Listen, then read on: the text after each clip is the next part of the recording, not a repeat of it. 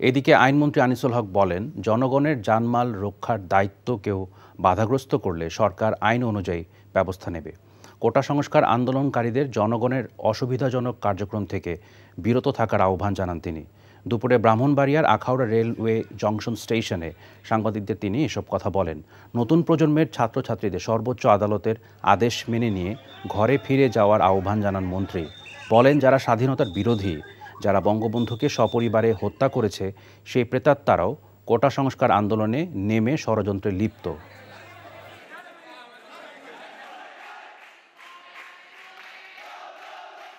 যারা ষড়যন্ত্র করে জাতির পিতা বঙ্গবন্ধু শেখ মুজিবুর রহমানকে তার 17 জন পরিবারের সদস্য সহ হত্যা করেছে, সেই প্রেতাত্মা এই মধ্যে ষড়যন্ত্রের মধ্যে লিপ্ত না, সেটা তো আমি অস্বীকার করতে পারবো না।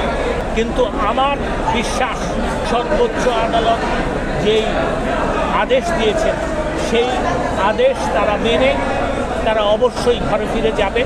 এখন জন্ম সনদ দিয়ে খোলো বিকাশ স্টুডেন্ট অ্যাকাউন্ট। নিজের বিকাশ নিজে কর। ভালোবাসাটা কি জানো? 1 মণ দুধের মধ্যে 1 ফোঁটা গরুর চোনা।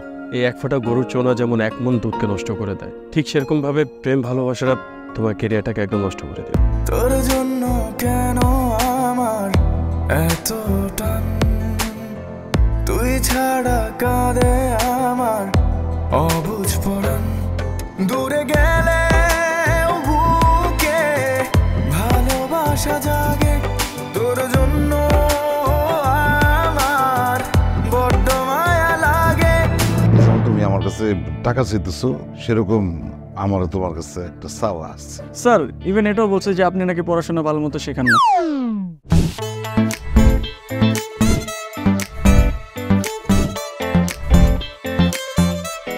অল্প বয়সে জীবনের সরোবরে ভালোবাসা নামক একটি চোনা ঢুকিয়েছে, তারপর থেকে আমার জীবনটা নষ্ট। মানুষের জীবনের তাগিদে মাঝে মধ্যে দূরে সরে যেতে হয়, আবার জীবনের প্রয়োজনে ফিরে আসে। আমিও ফিরবো।